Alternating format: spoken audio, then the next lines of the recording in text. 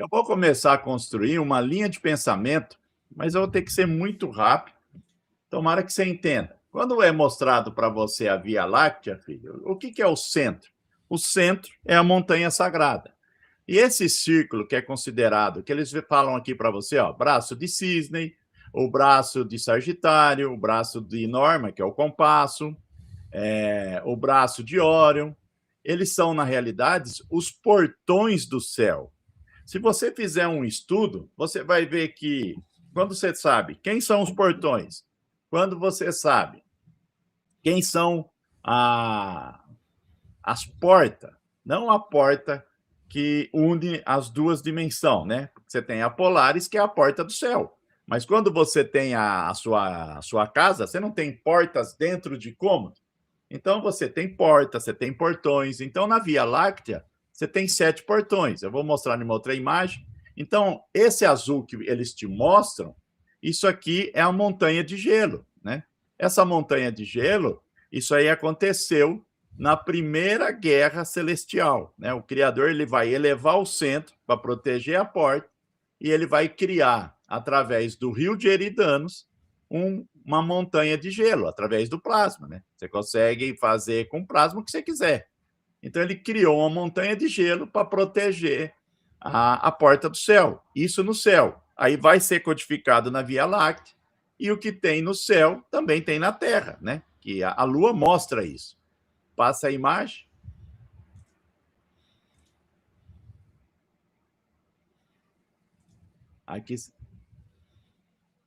Aqui, ó, para você entender, o centro é a montanha sagrada, depois você tem o portão de Centauro, portão de Órion, portão de Cisne, o portão de Sagitário, o portão de Perseu, o portão de Norma. Tanto é que quando você pega o portão de Cisne, foi daí, né, da constelação de Cisne, que aonde passou os 200 anjos de Enoque. Eles passaram aí, ó, no céu.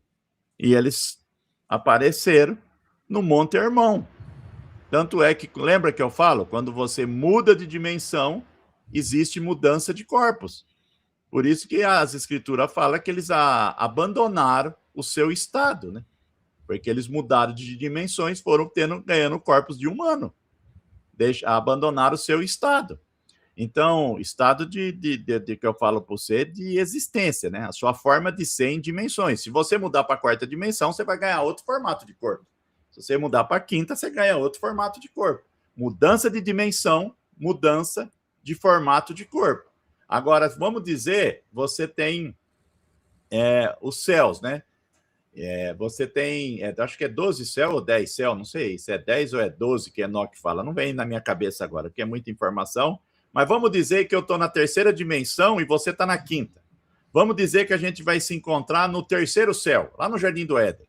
O que acontece? Eu vou chegar lá com corpo de terceira dimensão e você vai chegar lá com corpo de quarta. Se você vier da sexta, você vai chegar lá com corpo da sexta. Mudança de lugares não muda o formato do corpo. Então, se não for para o quarto céu, quinto céu, sexto céu, o corpo que você tiver, ele vai se manter. Agora, quando se muda dimensões, muda formato de corpo. Então, o que está sendo codificado no céu é uma mensagem. Pode passar, Márcio. Isso é astronomia bíblica, filho, tá? Aqui, ó, você vai entender melhor. Aqui você tem mais ou menos os 7 portões, ó. O portão de Perseu, da esquerda para a direita, o portão de Cisne, o portão de Sagitário, você tem o portão de Norma, que é o compasso, portão de Centauro, portão de Cruzeiro do Sul e o portão de Órion.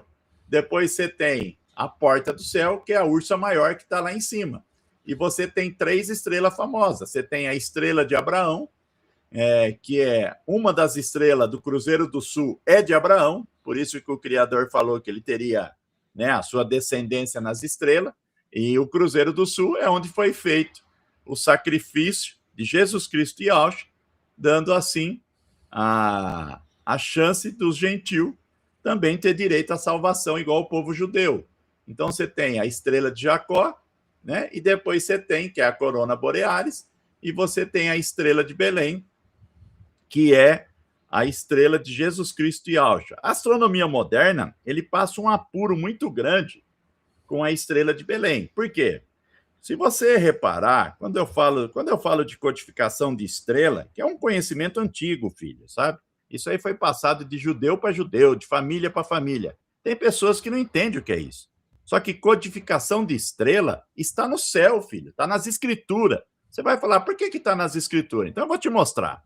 Você tinha três reis que seguiam uma estrela, a estrela era de Belém, ela anunciava um lugar de nascimento, que era Belém, e a estrela era de Jesus Cristo e Alja. Ele vai ser crucificado, ele vai ser morto, ele vai ressuscitar e ele vai no Monte da Transfiguração. Então, resumindo, e aí ele vai embora. Quando ele vai embora, a estrela de Belém, ela desaparece. Por que ela desapareceu? Porque o verbo não está mais de carne e osso. Não está mais de carne e osso. E a astronomia moderna, ela não sabe justificar aonde a estrela de Belém está. Então, o que ela fala? Ela vai falar para você que a estrela de Belém é a conjunção de Saturno e Júpiter. E não é. A conjunção de Saturno e Júpiter, quando ocorreu nessa época, ela anunciava a estrela de Belém. Não que esse fenômeno no firmamento, né, essa conjunção, é a estrela de Belém. Então, a astronomia moderna não consegue mostrar para você a estrela de Belém, mas ela não está mais no céu. Ela esteve no céu por 33 anos, porque é Yahshua, ele não está mais aqui, né? Em carne e osso, não. O verbo não está mais em carne e osso, né? Agora ele está no mundo espiritual, né? Agora ele é o todo, o firmamento, filho. Se você reparar, eu vou te mostrar para você entender, ó. Quando você fala em Big Bang, né? Você tem o Big Bang da ciência, que é a explosão. No meu caso, é a palavra do Criador. É quando ele fala haja luz. Quando ele falou haja luz, quando você vê o formato de constelações, filho, no firmamento, você está vendo as sílabas do Criador, as sílabas do verbo. Constelações são sílabas do verbo. Então, quando você olha para o céu, você está enxergando a voz do Criador, filho. Né? O código-fonte, tudo está lá, tudo está tanto é que depois, se eu vir numa live aqui, eu que tenho a crença no arrebatamento, eu vou te explicar certas coisas que vai acontecer no firmamento, igual agora. Tem uma região do firmamento que tem um monte de estrelas que estão sumindo, né? Então, essas não chega a ser estrelas, são galáxias em si. E aí, o que acontece? Quando você vê certas galáxias sumindo, você vê também animais na Terra sumindo. Então, você vê que o que está codificado no céu está codificado na Terra. Só que tem que explicar para você detalhadamente, explicando quem é quem entre céu e terra. E se você começa a pesquisar, aí você vê que certas coisas que acontecem no céu também acontecem na Terra. Então, o que eu quero te mostrar é que existem 7 portões e a maioria dos cometas, as primeiras constelações que eles aparecem, ou são dos 7 portões, ou são das 7 portas, ou são também dos 7 portais. Então, o firmamento que o Criador estendeu igual uma tenda é um queijo suíço, filho. Em uma palavra simples, eu gosto de ensinar igual para ensinar para criança. Então, ele só vem daí. Por que ele só vem daí? Se você for procurar, eles não vêm de outros lugares. Só que a ciência moderna, né, acredita no infinito além, né? Mas eu respeito a opinião de todas as pessoas, né, filho? Você tem que tratar todo mundo com respeito. Não é porque a pessoa não concorda com você, ela é seu inimigo. Você não pode discordar das pessoas. O cara não pensa igual eu, é meu inimigo. Jamais, né? A gente não é o que mais tem na internet, né? A internet virou um ringue, né, filho? Pode falar que é um ringue, é um negócio de boxe. O cara não tem seu entendimento. Ele não concorda com você, ou muitas das vezes estão presos em doutrinas religiosas, e aí o sarrafo desce, né? Aquele cara pensa diferente. Eu já não. Eu acho que cada um vai prestar a sua vida para Yahweh, filho. Só ele pode te julgar, né? Ninguém mais. Então, cada homem tem sua crença, e a gente vive numa democracia. Eu vou atacar o irmão porque ele pensa diferente? Jamais. Isso aí não é coisa de cristão, né? Isso não é coisa de cristão. Senhor Eduardo, o senhor, por acaso, o senhor já tem a codificação da Sinus Med na Terra? Tenho. É o que eu vou mostrar aqui, Márcio. Perfeito. Não, que tem uma pergunta aqui, o Amauri tá... Amaurílio ele tá insistindo bastante nessa pergunta aqui. Então... É o que vai ser mostrado nessa live. Perfeito. Pode passar, Márcio. Então, eu vou te explicar para você ter um entendimento do que aconteceu na primeira batalha celestial no céu, para você entender no firmamento. Então, eu vou te mostrar igual para criança, igual explicar para criança. Lá no céu, você tem a porta, o salão da Ursa Menor sendo levantado. Por quê? Para os anjos, né, que acompanharam Satanás 1/3, não ter acesso a essa porta, né? Porque você nunca parou para pensar? Por que 1/3 dos anjos foram expulsos do céu? Para eles não ser eterno. Porque se você está no Aion, você é eterno. Você não morre, filho. Você vai lutar. Seria uma guerra que teria até hoje lá. Ninguém morreria. Então eles têm que ser expulsos do céu, cair dentro do Tesseract, né? Que é o que cria o tempo, cria a terceira dimensão. Então o firmamento te mostra a mesma coisa. Por que o firmamento te mostra a mesma coisa?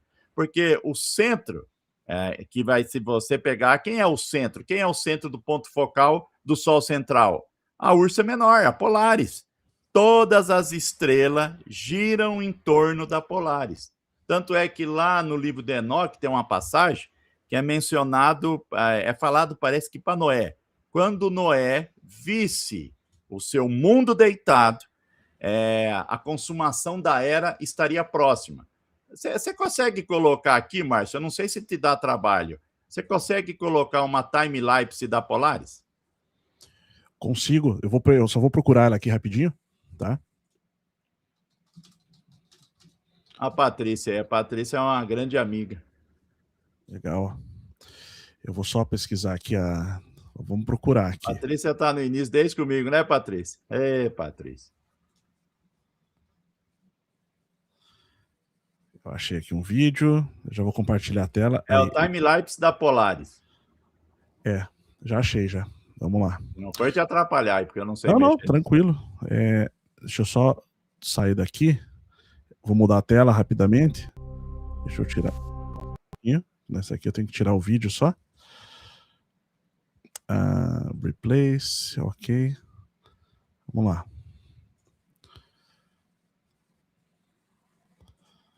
Apareceu aí, né? Apareceu, ó. Pequenininha, né? Tá, deixa eu aparecer aqui no cantinho também. Pra gente aparecer aqui. Aí. Vamos lá. Ó, quando Enoque fala que para Noé, quando ele visse o mundo deitado, a consumação da era estaria muito próxima. Então, esse sinal foi dado a Noé. E as escrituras falam que, como foi no tempo de Noé, será na vinda do Filho do Homem. Você está vendo aí, ó? Quando você vê a Polaris, ó, o centro aqui é a Polaris. Está vendo o time-lapse, ó? Você está vendo o firmamento deitado. A porta do céu descendo. Então, a expressão que Enoque fala, o mundo deitado, é a Polaris procurando o norte verdadeiro. A Polaris, ela está procurando o centro verdadeiro. Isso é mostrado no céu, filho. Não tem como você achar que o Polo Norte é seu centro. O Polo Norte não é seu centro. A Polaris não está mais lá, filho.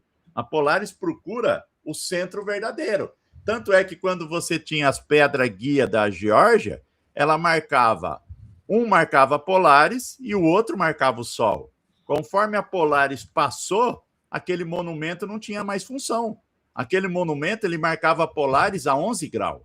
Hoje a Polaris ela se encontra a 9, em graus astronômicos. É bem diferente do grau que você imagina. Você vai fazer um cálculo que ela está a 9 graus do horizonte da Terra. Não, nesses mapas, nesses cálculos astronômicos, é bem diferente esse 9 graus, mas ela se encontra a 9 graus e aí ela está procurando o centro. Então, o que Enoque falou para Noé está acontecendo diante dos seus olhos, filho. Então, quando a Polaris, cada vez mais ela ir para o norte verdadeiro, o que vai acontecer? A consumação de era. Lá no tempo de Noé, aconteceu o dilúvio. Então, a linguagem que o Criador usou para falar com Noé, ele também está falando com você. Só que você está preso num mundo de consumismo. Você está preso no celular, você nem olha mais para o céu, filho, né? Tem pessoas que não conseguem nem ver mais o céu, porque tá tudo nublado, né? Tem cidade por causa da iluminação, você nem vê mais. Então o Criador, ele está deitando a Polaris porque ele quer falar para você, muda de vida, aceita Jesus Cristo e Alcha. Estou falando da minha fé, sabe? Não estou querendo pregar para ninguém. Ele é o caminho, ele é a verdade, né? Não existe outro, ele é vida. Se você tirar Jesus Cristo e Alcha da equação, você tirou tudo, filho. Você está sozinho, você não vai sair daqui. Ele é a porta. Eu vou te mostrar hoje por que Jesus Cristo e Alcha falou que ele é a porta. Tá vendo aí, ó? Então você está vendo a mesma mensagem que foi dada a Noé. Pode passar, Márcio. Então aqui, ó, dessa forma que eu coloquei, ó, essa montanha sagrada elevada lá no céu é a Polaris aqui para nós, ó, tá vendo? Então, e em volta é a montanha de gelo. Então, isso é a Via Láctea sendo explicada igual foi explicada, os povos antigos explicavam, tá? Esse conhecimento foi passando, essa astronomia de Daniel foi ficada no meio de judeu, de família para família, né? E ia passando, e ia te explicando. Pode passar a imagem. Isso aqui é para você entender, igual linguagem. Parece uma Yggdrasil ali, né? Aquela árvore cósmica. Sim. E aqui vai virar isso aí também, Márcio. Você está certinho. Aqui, ó, para você ter um entendimento, é as montanhas de gelo aonde estão os portões da Via Láctea. Entendeu? Então, as constelações que eu citei ali naquela imagem, aquelas 7, elas simbolizam isso. Eu estou te mostrando como é no céu e como está codificado no firmamento. E isso também está codificado na Terra, tá? Que é onde está a localização da Sinus Med na Terra. A Lua mostra tudo. Você vai ver o segredo sendo revelado na frente dos seus olhos. Filho. Eu já sei até a resposta que o Amaurílio perguntou ali sobre a codificação, né? Porque eu montei aqui, né? Então, até o final, então eu já sei qual é a resposta. Mas isso é realmente fora da caixa, né? Isso é realmente fora da caixa. Você me desculpa até o que eu vou falar, Márcio. Se você for explicar essa astronomia antiga para astrônomo de universidade, eles não vão nem te ouvir, né? Você vai ser tido como louco, né? Só que isso está acontecendo no céu, né, filho? Como que uma pessoa de papel e caneta consegue mostrar que os anéis de Saturno vai sumir? Como que uma pessoa de papel e caneta consegue prever que o Fiuk ia tirar a constelação de Escorpião antes da NASA, filho? Eu fiz isso antes da NASA, não estou querendo merecimento nem nada, que toda a honra e glória é do Criador. Mas o que eu quero mostrar que essa astronomia bíblica, ela também não é algo que pode se chamar de louco, né? Porque eu recebo e-mail de astrônomo do mundo inteiro, eles me consideram, mesmo na minha humildade, entendeu? Porque eles querem entender como é feito os cálculos. E outra, né? A gente entende também o seguinte, né? Hoje, só para trazer isso para uma linguagem que entra um pouco mais na questão científica e acadêmica, né? A astronomia moderna, ela se tornou totalmente quantitativa, ela só quer saber de números, e ela perdeu o qualitativo, que é aquele aspecto da ciência que faz perguntas do tipo, por quê isso é assim? O que está por detrás disso? Qual é o objetivo disso que a gente está vendo no céu? Será que tem um porquê? Será que tem uma causa maior? Então, as verdadeiras grandes perguntas que os filósofos, os sábios sempre fizeram, a astronomia moderna deixou de fazer, porque ela não se preocupa mais tanto com isso. Se antes ela tinha... Se antes, pelo fato de não existirem tantos equipamentos modernos, a ciência era principalmente qualitativa, né, se preocupava com a qualidade do cosmos, hoje, com os aparatos, telescópios, computadores, ela foi se tornando cada vez mais e exclusivamente quantitativa. E isso casou também, né, se juntou com os interesses ideológicos dessa era, a questão do iluminismo, a questão do materialismo. Então, uma coisa para eles, né, do ponto de vista, vamos dizer assim, da elite, dessa elite que forma o status quo, o establishment, vamos falar assim, eles simplesmente, uma coisa, uniram o útil ao agradável para eles, né? Então, juntaram os equipamentos com a ideologização da ciência, o cientificismo, e passaram só a medir e quantificar. E aí começaram com esse negócio de cada vez buscar explicações que se baseiam também em alguns dogmas que eles colocaram, né? Modelos astronômicos, modelos de movimentação dos astros, e aí eles chegaram na questão dos anos-luz, que é uma medida assim, muito difícil da gente mensurar, né?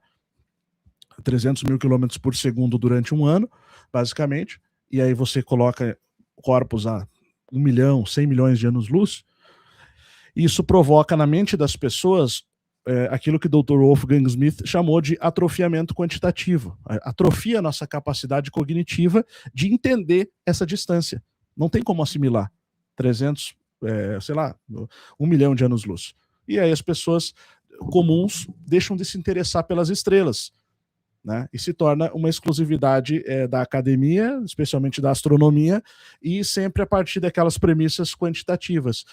Milhões de anos-luz, e aí eles complicam, dificultam, e as pessoas deixam de olhar para cima, perdem o interesse. Mas os sábios não perdiam, os sábios conseguiam prever com uma precisão muito grande grandes eventos, como eclipses, por exemplo, né? Então, cabe a nós hoje entender tudo isso e voltar a fazer as grandes questões, levantar as grandes perguntas, para que a gente volte a ter uma ciência, uma astronomia mais qualitativa. Pode dar sequência, tá, seu Eduardo? Pode passar a imagem. Aqui, ó, nesse mapa antigo, você vê que eles te mostram que você está em uma montanha, sabe? Se você visse o continente por um todo, hoje o mundo, você vai ver que é uma montanha. Por quê? Se você sair lá do Porto Alegre, que está a 20 metros do nível do mar, e chegar nas montanhas rochosas lá do Canadá, ela vai estar a 3 mil metros. O hemisfério norte é onde estão todas as montanhas da Terra. A altitude alta do nosso reino, do nosso planeta, é no hemisfério norte, filho. Tanto é que no hemisfério sul, a pressão atmosférica ela é muito maior. E no hemisfério norte, ela é mais baixa. Por que ela é mais baixa? Porque eles estão em uma alta altitude. Então, você também tem os 4 anjos que seguram o firmamento. Isso é astronomia bíblica. Só que isso, na astronomia moderna, não vai ser aceito, né, filho? E a Terra, no meu estudo, ela é estacionária, ela é parada, né? O Criador, ele estendeu o firmamento, o dome elétrico, igual uma cortina, igual uma tenda, né? É uma tenda o firmamento. Então, essa tenda, ela tem os 7 portões, ela tem a porta, ela vai ter os 7 portais, e todos os cometas, asteroides, se você pesquisar, ele vem dessas regiões, né? Pode passar, Márcio. Aqui, ó, para você ter um entendimento, que quando eles te mostram esse desenho, se você reparar, o centro da Via Láctea é a montanha sagrada, filho. É onde está o trono do Criador. Você está vendo como é brilhante? Eles já colocam assim no desenho. Só que você não vai ter essa interpretação que essa montanha de gelo foi para proteger o centro, a porta do céu, na primeira batalha celestial. Pode passar a imagem. Aqui você tem a Via Láctea. Só para você ter uma noção, ainda eu vou fazer isso, mas eu quero fazer no YouTube. Existem 7 pontos da Terra que você consegue enxergar a Via Láctea circular. 7 pontos da Terra. Longitude e latitude. Você tem que ir lá naquele ponto e você vai enxergar a Via Láctea desse jeito. Então, o dia que eu fizer isso, eu quero ver se eu combino com pessoas nos pontos da Terra e eles estejam lá, em Portugal, Estados Unidos, arrumar pessoas para filmar e isso vai mostrar, vai ser algo surreal, né? Para a astronomia moderna. Por que a NASA não mostra isso? Por que a NASA não fala que existe 7 pontos da Terra que você consegue enxergar a Via Láctea em um todo? Então, isso vai ser, bem dizer, para fundamentar essa astronomia bíblica, né? Que foi perdida, filha, ela foi perdida, né? Ao longo dos anos, se afastou. E o que eles fazem? Eles profanaram o firmamento. Se eu profano algo, você não olha para o céu. Ah, é do diabo, é do capeta, né? Assim, falando uma linguagem simples.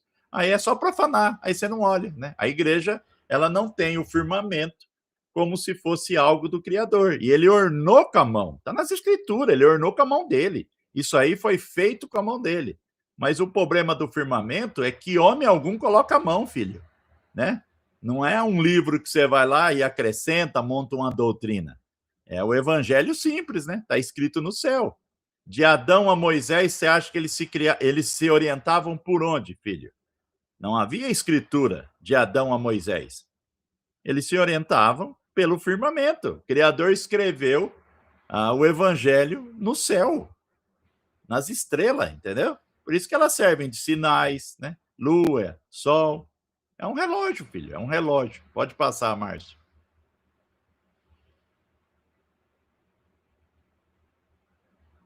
Aqui é a time-lapse, né? O mundo deitado. Pode ir passando, Márcio. Tá montado aqui, eu ia falar uma coisa. Eu voltei aqui, só que eu quero mostrar uma coisa rapidinha. Ah, beleza, pode tá? falar, Márcio. É bem rapidinho aqui. Só para te dar para ajudar o pessoal a entender essa questão. Vamos lá. Tá vendo aí, seu Eduardo? Isso aqui de cima? Sim. Isso daqui é essa torre que tem na Dinamarca. Chama-se Camp Adventure Tower. É uma torre em espiral. Olha que legal, quando você vê ela de cima, como que ela é. É uma espiral, né? Isso eu achei que relacionava com isso que o senhor está falando. Vamos voltar aqui para... Entendeu, pessoal? Passar. Aqui, ó, eu quero te mostrar, o rapaz que perguntou aonde que a sinus med é mostrado. Aqui, né, você consegue mover o mouse aí, Márcio? Lá naquele circulinho azul? Não, acho que não né? aparece. Esse circulinho azul aqui, ó, no bico da África. Tá vendo a África aqui embaixo? Esse continente à esquerda aqui, ó. Você vê. Bem no meio da imagem, pessoal. Bem no meio da imagem. Bem no meio. Aí, na Lua, a sinus média é aqui, ó. Isso aqui é a Lua. Né? Eu vou ser franco, eu respeito a opinião de várias pessoas, mas eu adoto o mapa da Terra na Lua. Tem pessoas que vão falar, mas o continente africano está muito longe da América do Sul, e não é assim. Só que você tem que entender que você está em uma diminuição de campo magnético, onde a holografia que está sendo estampada na Lua, ela já sofre deformação, filho. Se o campo vai diminuindo, vai mudar isso aqui, vai ficar tudo deformado. A holografia vai sumir. Entendeu o que eu estou te falando? Só que a Lua, o que ela fez? Ela tirou uma fotografia, uma holografia no início, né, filho? Foi tirado no início. Então, placas tectônicas, continente pode se mover, pode ter acontecido vários fatores, concorda, Márcio? Então, até vou ajudar nessa parte aí, o pessoal entender, né? Imagina que a Lua foi criada, né? Vamos dizer que ela não surgiu, esquece um pouco a visão científica e vamos para a visão criacionista, vamos colocar assim. Então a Lua foi criada ali como um objeto. Em determinado momento, nesse processo, ela ficou ali bonita, branquinha, perfeita, né?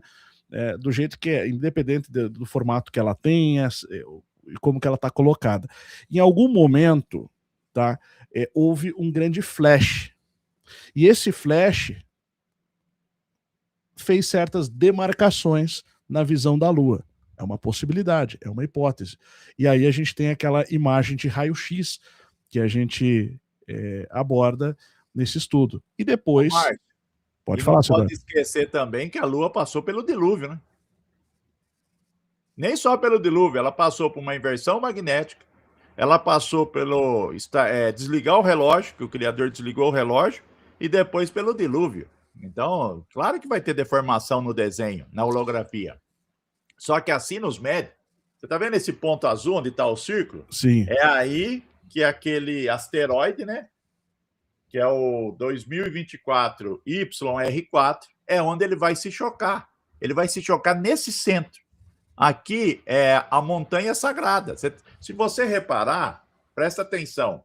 É que, ó, se você vê o nosso reino, tanto ó, presta atenção no que eu vou falar. Esse mapa aqui, ó, quando você pega essas linhas vermelhas que você vê sobre a Lua, elas foram tiradas do Google Earth. Elas foram projetadas num programa de computador em relação à altitude. Então, ó, se o cara sai lá na América do Sul, lá de Porto Alegre, ele está a 20 metros. Repara que a linha ela vai subindo. Ó. Então, literalmente, a gente está numa montanha. Isso foi projetado em altitude no Google Earth. O que eu quero te mostrar para você é que a mesma montanha que existe no céu tem na Terra. Só que a metade da montanha, devido a uma inversão magnética, a um desligar de relógio. Desligar de relógio, o Criador ele não inverteu céu azul para céu vermelho. Ele desligou. Por que ele desligou? Porque tinha completado 25.920 anos, uma volta no zodíaco. Então ele tinha, vez dele dar a inversão, ele desliga. E ligou no mesmo sentido. Porque o céu azul, ele rouba energia. E você tem que entender que nós estamos numa batalha, né? Aqui com nós, dentro do Tesseract, da terceira dimensão, em regiões celestiais, que Paulo fala isso nas Escrituras, você tem 1/3 dos anjos caídos. E se você colocar céu vermelho, eles vão ter mais força. Então, o Criador está levando isso até o final. Então, quando ele desligou o relógio, liga de novo, aí acontece o dilúvio. Tanto é, ó, agora que fica interessante.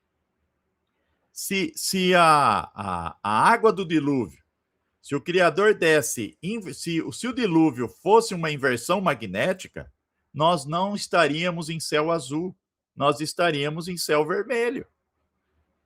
E você vê esse registro em pinturas, né? Você vê anjos em céu vermelho.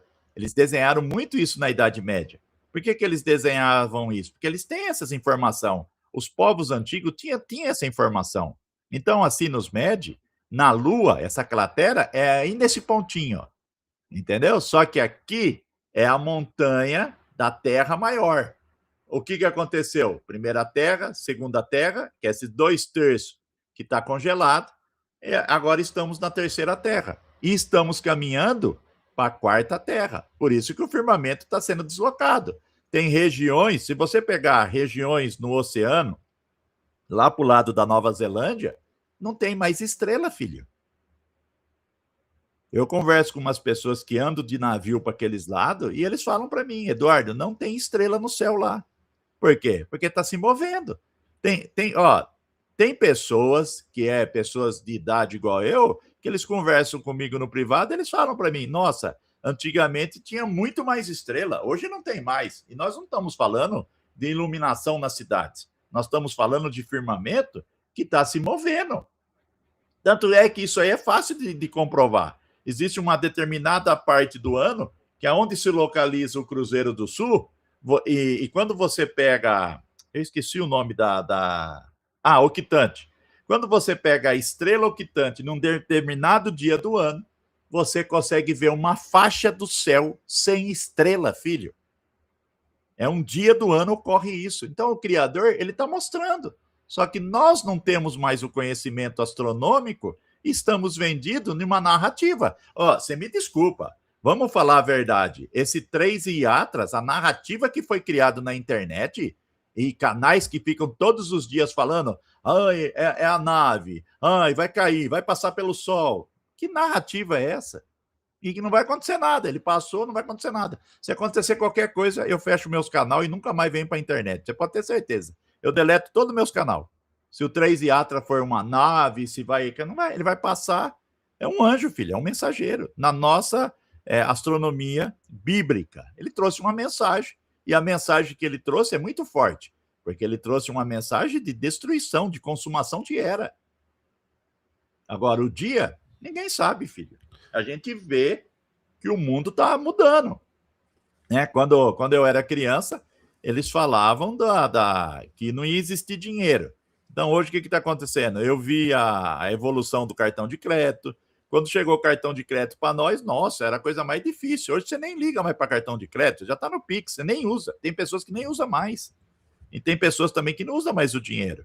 Então, a gente está vendo, através do que vem acontecendo no mundo, que realmente estamos caminhando para um controle total, né? Pode passar, Márcio. Mandar um alô aqui para o canal do Sistemático aí que está presente.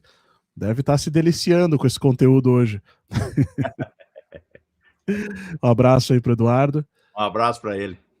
Muito bem. Outra coisa que eu vou falar abertamente. O Eduardo pensa diferente. O Eduardo não é meu inimigo, concorda? Tem o mesmo nome, não é meu inimigo. É pessoas que pensam diferente. Você tem que sentar na mesma mesa, conversar com essas pessoas, concorda? São pessoas iguais, mas que pensam diferente. Eu acho que se você não respeitar a pessoa, acaba tudo, né? Acabou o princípio cristão, né? Eu acho que cada pessoa tem sua crença, cada pessoa acredita em algo. Não é que acreditamos diferente que vai ser meu inimigo. Pelo contrário, tem que sentar, se abraçar, conversar, né? Tomar um café junto. Eu sempre falei, eu não divido as pessoas por modelo que ela acredita de terra, né? Assim, se acredita na terra desse jeito é meu amigo, se não é meu inimigo. Isso é uma coisa que realmente é lamentável, né? Já denota assim um certo fanatismo, né?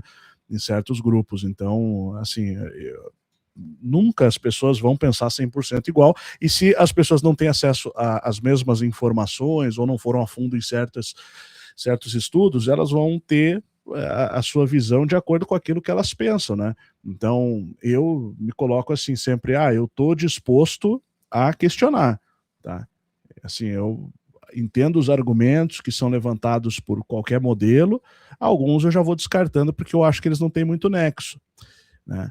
Eu lembro que quando começaram a falar sobre mapa da Terra na Lua, que nem era esse modelo aqui ainda, era um modelo diferente, daquele canal que foi removido da internet, o GodGav, né?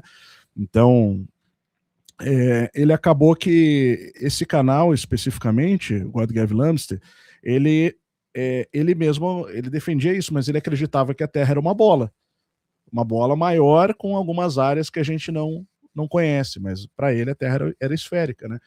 Eu lembro até do dia que ele falou isso. Ele falou, pessoal, realmente, sinto dizer, mas é uma bola, ele falou.